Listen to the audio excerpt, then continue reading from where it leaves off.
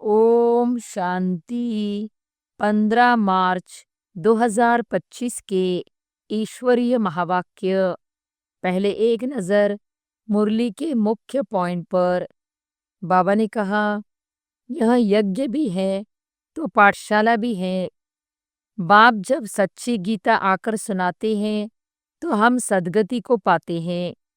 बाबा ने कहा है, हर चित्र में जरूर लिखा हुआ हो, ज्ञान सागर, पतित पावन, गीता ज्ञान दाता, परम प्रिय, परम पिता, परम शिक्षक, परम सद्गुरु, शिव भगवानु वॉच।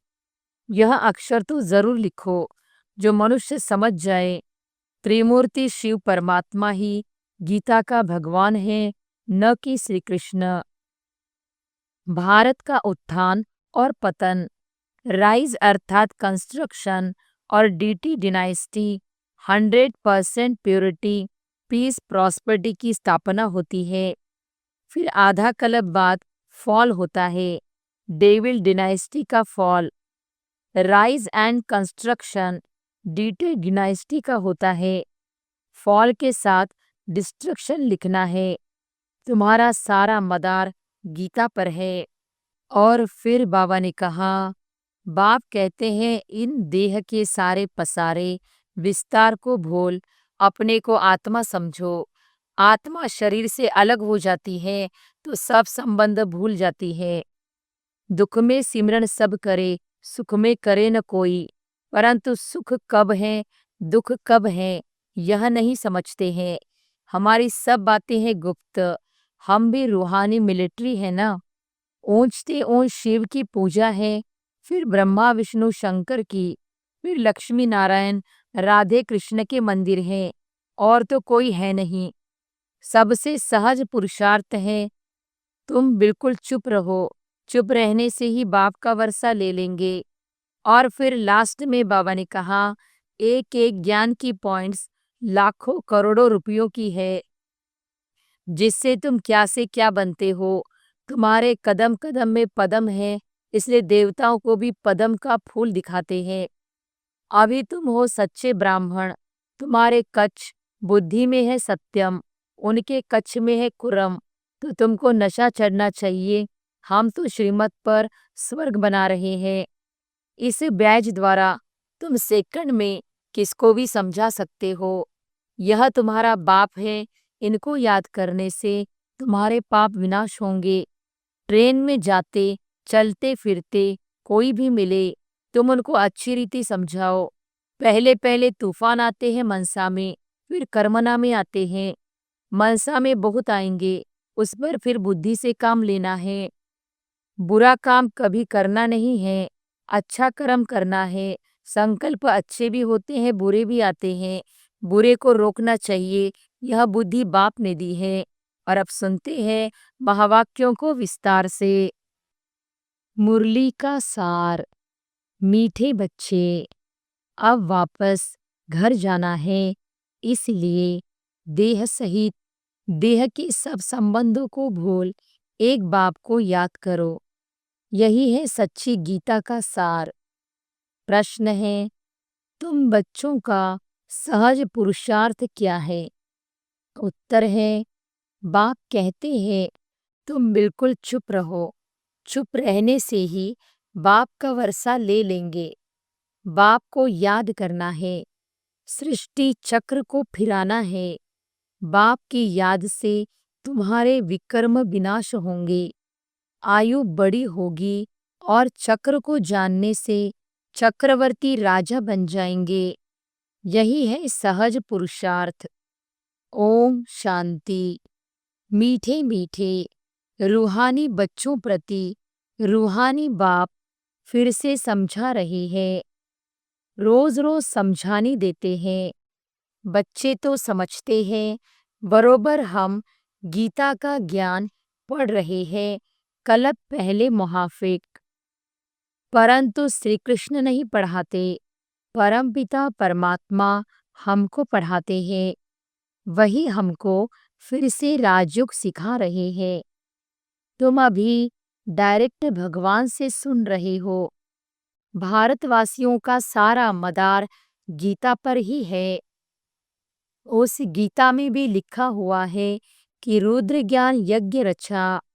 यहाँ यज्ञ भी है तो पाठशाला भी है। बाप जब सच्ची गीता आकर सुनाते हैं तो हम सद्गति को पाते हैं। मनुष्य यह नहीं समझते, बाप जो सर्व का सद्गति दाता है उनको ही याद करना है। गीता भले पढ़ते आए हैं परंतु रचयिता और रचना को न जानने कारण नेति नेति करते आए हैं। सच्ची गीता तो सच्चा बाप ही आकर सुनाते हैं। यहाँ है विचार सागर मंथन करने की बातें। जो सर्विस पर होंगे उनका अच्छी रीति ध्यान जाएगा। बाबा ने कहा है हर चीज में जरूर लिखा हुआ हो ज्ञान सागर पतित पावन गीता ज्ञानदाता परम प्रिय परम पिता परम शिक्षक परम सद्गुरु शिव भगवानो वॉच। यह अक्षर तो जरूर लिखो जो मनुष्य समझ जाए त्रिमूर्ति शिव परमात्मा ही गीता का भगवान है, न कि श्री कृष्ण। ओपिनियन भी इस पर लिखाते हैं।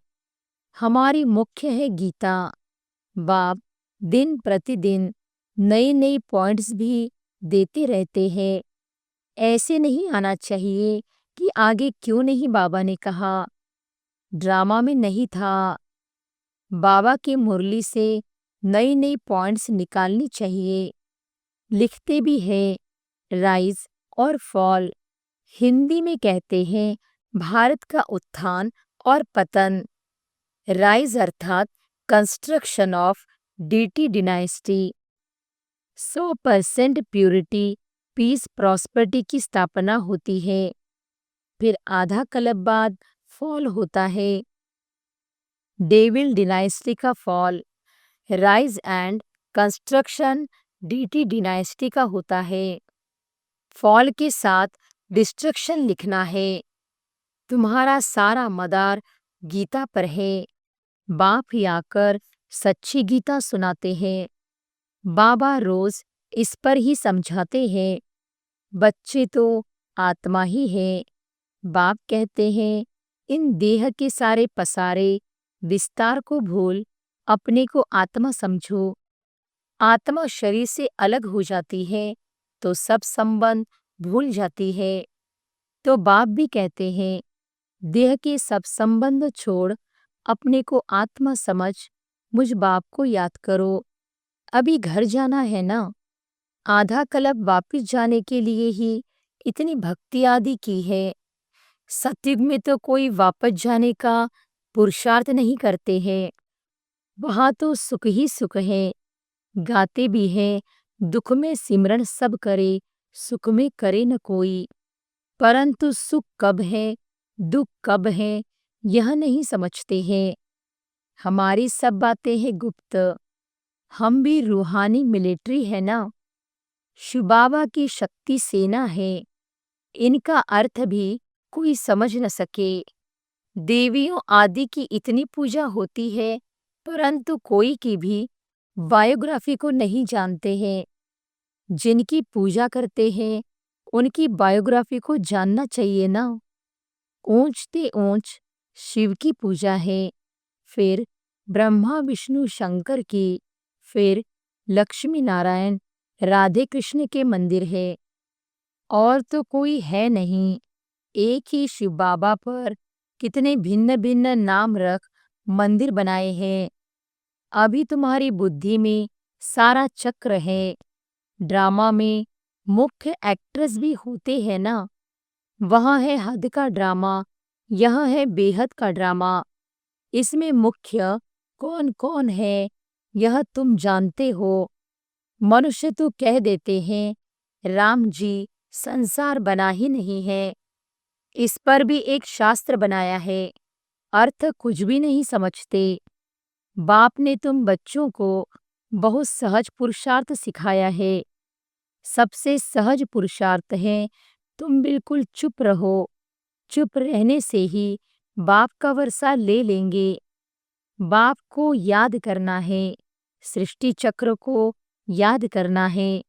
बाप की याद से तुम्हारे विकर्म विनाश होंगे, तुम निरोगी बनेंगे, आयु बड़ी होगी। चक्र को जानने से चक्रवर्ती राजा बनेंगे। अभी हो नरक के मालिक, फिर स्वर्ग के मालिक बनेंगे। स्वर्ग के मालिक तो सब बनते हैं, पर उसमें है पद। जितना आप समान बनाएंगे उतना ऊंच पद मिलेगा। अविनाशी ज्ञान रत्नों का दान ही नहीं करेंगे तो रिटर्न में क्या मिलेगा। कोई साहूकार बनते हैं तो कहा जाता है इसने पास्ट जन्म में दान पुण्य अच्छा किया है। अभी बच्चे जानते हैं रावण राज्य में तो सब पाप ही करते हैं। सबसे पुण्य आत्मा है श्री लक्ष्मी नारायण।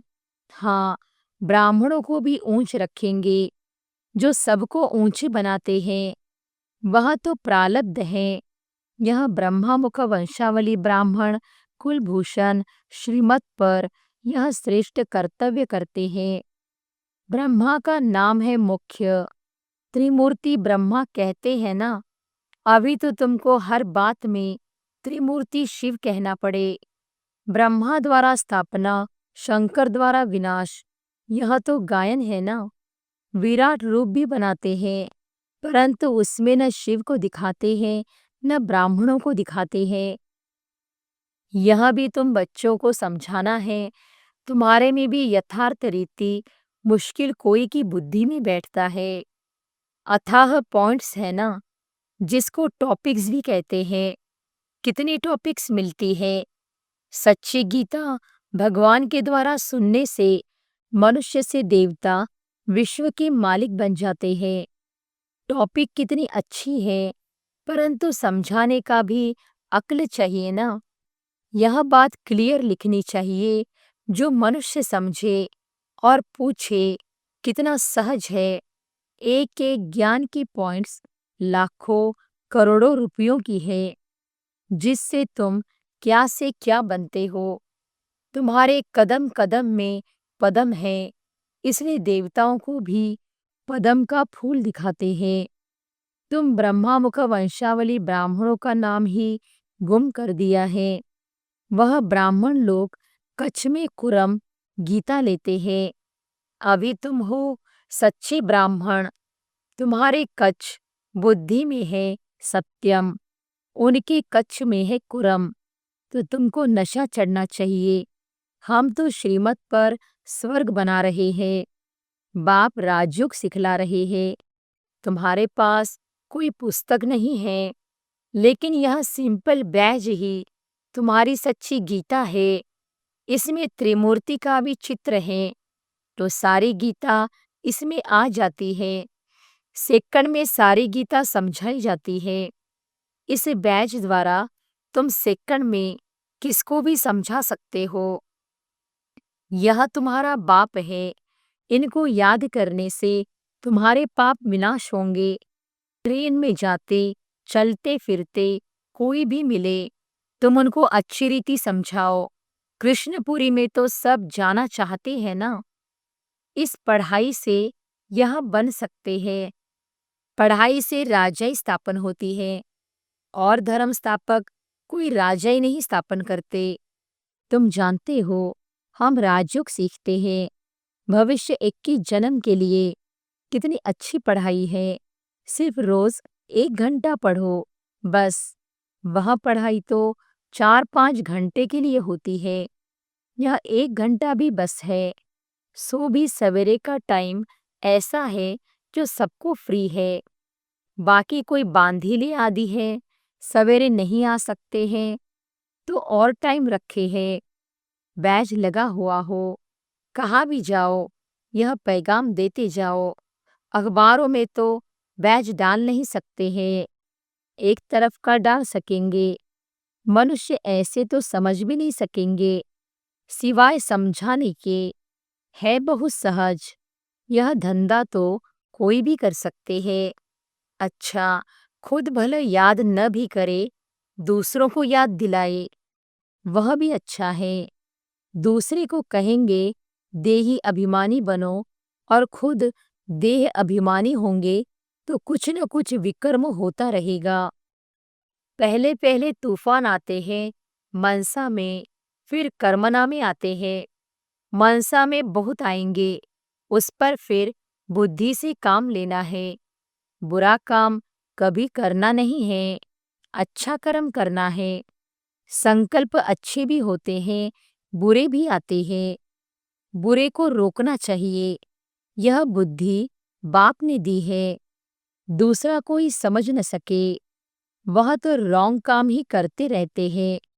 तुमको अभी राइट काम ही करना है। अच्छे पुरुषार्थ से राइट काम होता है। बाप तो हर बात बहुत अच्छी रीति समझाते हैं। अच्छा, मीठे मीठे सिकिलधे बच्चों प्रति माता पिता बाप दादा का याद प्यार और गुड मॉर्निंग। रूहानी बाप की रूहानी बच्चों को नमस्ते। धारणा के लिए मुख्य सार। पहली पॉइंट, यह एक एक अविनाशी ज्ञान का रतन लाखों करोड़ों रुपयों का है। इन्हें दान कर कदम कदम पर पद्मों की कमाई जमा करनी है। आप समान बनाकर ऊंच पद पाना है। दूसरी पॉइंट, विकर्मों से बचने के लिए देही अभिमानी रहने का पुरुषार्थ करना है। मनसा में कभी बुरे संकल्प आए तो उन्हें रोकना है, अच्छे संकल्प चलाने हैं। कर्मेंद्रियों से कभी कोई उल्टा कर्म नहीं करना है। वरदान है, रूहानियत के प्रभाव द्वारा फरिश्तेपन का मेकअप करने वाले सर्व के स्नेही भव। रूहानियत के प्रभाव द्वारा फरिश्तेपन का मेकअप करने वाले सर्व के स्नेही भव। जो बच्चे सदा बाप दादा के संग में रहते हैं, उन्हें संग का रंग ऐसा लगता है जो हर एक के चेहरे पर रूहानियत का प्रभाव दिखाई देता है। जिसे रूहानियत में रहने से फरिश्तेपन का मेकअप स्वतः हो जाता है। जैसे मेकअप करने के बाद कोई कैसा भी हो, लेकिन बदल जाता है। मेकअप करने से सुंदर लगता। यहाँ भी फरिश्तेपन के मेकअप से चमकने लगेंगे और यह रूहानी मेकअप सर्व का स्नेही बना देगा। स्लोगन है, ब्रह्मचर्य, योग तथा दिव्य गुणों की धारणा ही वास्तविक पुरुषार्थ है। मातेश्वरी जी के अनमोल महावाक्य। कर्म बंधन तोड़ने का पुरुषार्थ।